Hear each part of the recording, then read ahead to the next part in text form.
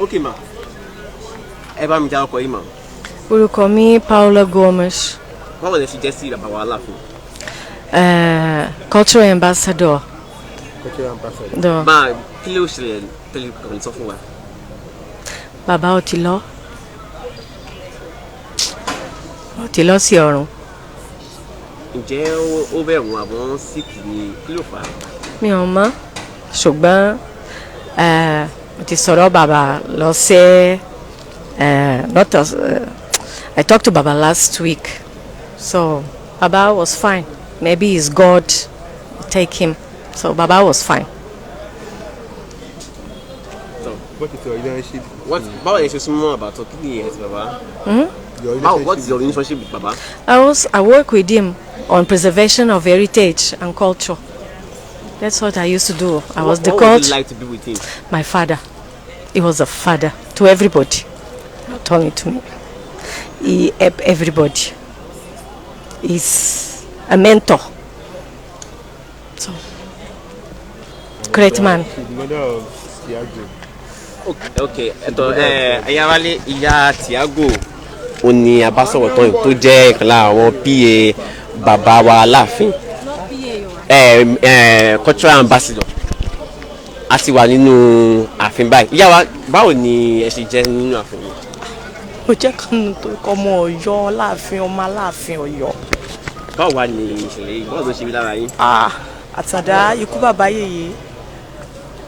Bàbá mi Àtàndá ṣe bẹ́ẹ̀ ó lọ bá àwọn bàbá rẹ̀ ni. Ọ̀run rere fún olórí, ọ̀run rẹ̀dẹ̀ náà ní òdẹ̀lẹ̀ fún rẹ̀. Eyín sí lọ láfárá, pòpòdó sí lọ nísàrẹ̀.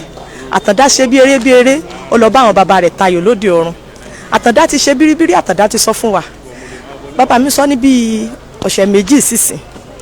Ó pè wá, ó ní òun rí bàbá òun tó pe òun o pé ó ti tó kóun máa bọ̀.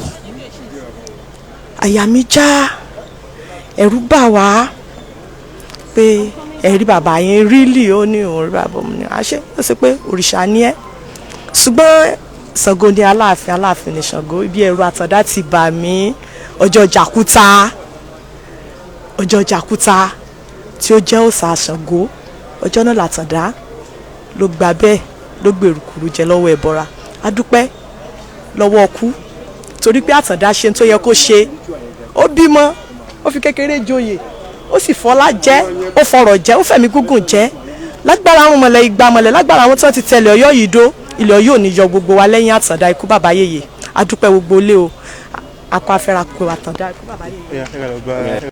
Tó àwọn a ti wà nínú ààfin báyìí níbi tí a ti ń bá àwọn èèyàn sọ̀rọ̀. Wọ́n sì ti dá wa lóhùn tó ti ń sọ̀rọ̀ nípa bí bàbá wa Àtàndá ṣe gbé ìgbé ayé gidi.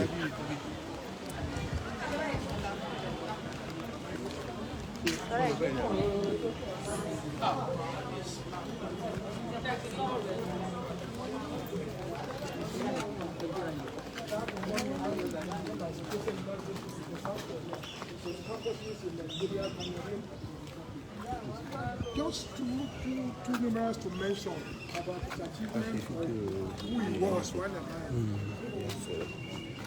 Thank you very much.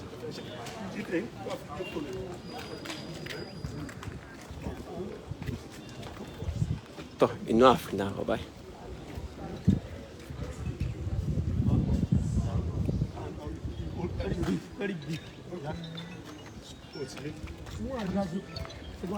Sir. From where? From Agitibo, sir. You didn't tell me your identity, just join me. Yeah.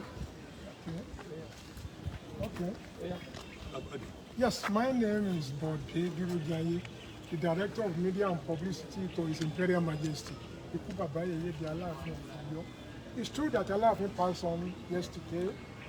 Alaafin was a lover of peace, the first paramount to be appointed to be conferred with no advocate of peace. The first paramount to be appointed. Wait.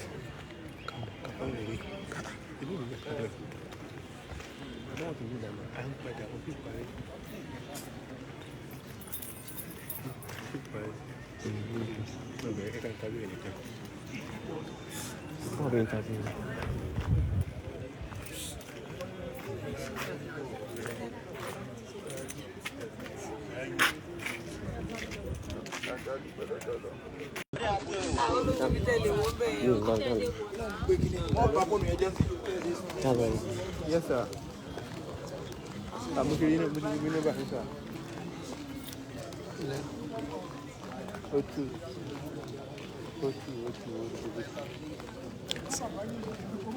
Bóyá bá mi lókun yẹn. Akọ̀wé ìròyìn fún ikú bàbá yèyé lóòótọ́ ni pé ikú bàbá yèyé wọ́n papòdà ní àná. Ọba Lámídì Ọláìwọlá Adéyẹmí kẹta ọba ńlá ni wọ́n o. Ọba tó jẹ́ wípé gbogbo àwọn ọba yòókù wọ́n fi wọ́n yangàn ni ọba tó lóye tó nímọ̀ tó jẹ́ pé ó ti ṣe fún ọ̀pọ̀lọpọ̀ àwọn èèyàn téèyàn ò lè kà tán tó jẹ́ pé alábẹ́ẹ́nú àṣáṣí ni wọ́n sì jẹ́ ọba tó ń ran àwọn èèyàn lọ́wọ́ ọba tí gbogbo ayé ń fẹ́ràn ẹ̀yin gan rí fún ara yín báyìí rí àwọn èèyàn káàkiri tó ń kẹ́dùn nípa ikú ọba ńlá tó lọ ẹ ṣeun. tó wà òkè báyẹn is it okay? Is it okay? Láti lè ṣe BBC Yorùbá lẹ́ẹ̀kan sí ìsà ẹ bá wa dárúkọ yín fún àwọn ọ̀lẹ́. Okay. Orúkọ mi ni Bọ̀dé Dúrójayé akọ̀wé ìròyìn fún Aláàfin Ọ̀yọ́ Aláàfin of Ọ̀yọ́ ọba Dr. Lámídì Ọláìwọlá Adéyẹmí kẹta. Àbáwá ẹgbẹ́ ilé bá wa sọ̀rọ̀ nípa ìṣẹ̀lẹ̀ láàfin báyìí. Lọ́wọ́lọ́wọ́ báyìí gbogbo ìlú wọ́n ń kẹ́dùn lórí ikú ọba ńlá tó lọ alábẹ́nú àṣáṣí ọba Lámídì Ọláìwọlá Adéyẹmí kẹta. Àbá ẹ súnmọ́ àbá ọ̀dọ̀ ní tẹ́lẹ̀ sọ díẹ̀ nípa ìgbésí ayé bàbá wa. Kábíyèsí jẹ́ mo sọ fún alábẹ́nú àṣáṣí ọba tó fẹ́ràn ìlú tó fẹ́ràn àlàáfíà tó sì fẹ́ràn ìdàgbàsókè ìlú tí wọ́n kó àwọn èèyàn mọ́ra wọ́n sì fẹ́ràn ẹ̀kọ́ débi wípé kò sẹ́ni lọ́nà kan àbọ́nà kejì tí ikú wọn ò dùn. Lákọ̀ọ́kọ́ àwọn ni bàbá àṣàlẹ̀ fún ilé ẹ̀kọ́ gíga yunifásitì ńláńlá 4 ní Nàìjíríà kan tó kú èyí tí ò ṣẹlẹ̀ rí. Àwọn ní bàbá àṣàlẹ̀ fún ilé ẹ̀kọ́ gíga yunifásitì kan tá à ń pè ní University of Sokoto ń gbà kan tó ń sọ di Ottoman Fodo University. Àwọn tún ní bàbá àṣàlẹ̀ fún ilé ẹ̀kọ́ gíga yunifásitì ìjọba àpapọ̀ tá a mọ̀ sí University of Maiduguri. Àwọn náà tún ní bàbá àṣàlẹ̀ fún ilé ẹ̀kọ́ gíga yunifásitì tá a mọ̀ sí ilé ẹ̀kọ́ gíga yunifásitì aládàáni tá a mọ̀ sí Christian University Abẹ́òkúta. Àwọn náà tún ní bàbá àṣàlẹ̀ ilé ẹ̀kọ́ gíga yunifásitì nílẹ̀ òkèrè tá a mọ̀ sí Kese University tó ní ẹ̀ka ní Cameroon, Benin Republic àti Nàìjíríà. tó bá wa ayé bàbá olú a ní àwọn àlàfo kan tó ṣe síta báyìí ǹjẹ́ báwo lè ṣe lè sọ fún wa nípa àwọn ìra tí bàbá kú sí ìdàgbàsókè tó ṣẹlẹ̀ nílùú ní àyè bá.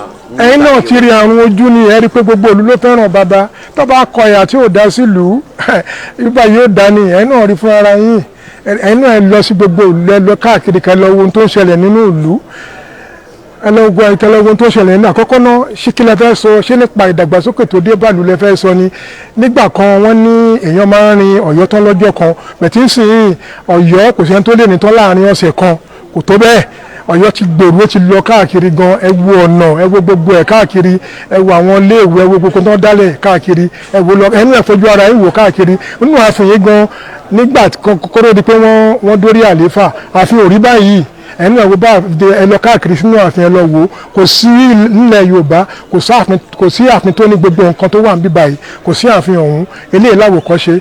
Bàbá wa jẹ́ ẹnìkan tó máa ń gbé àṣà lárugẹ gan tó nífẹ̀ẹ́ àṣà gan ǹjẹ́ kí lẹ lè sọ nípa àwọn sí àṣà àti ṣe ilẹ̀ Yorùbá. Kábíyèsí kò sẹ́yẹ ẹyẹ méjì òun jẹ́ àṣà. Kábíyèsí was the veritable custodian of culture and tradition. Ìyẹn wọn kò sí nǹkan tó ń jẹ atari wọn níbi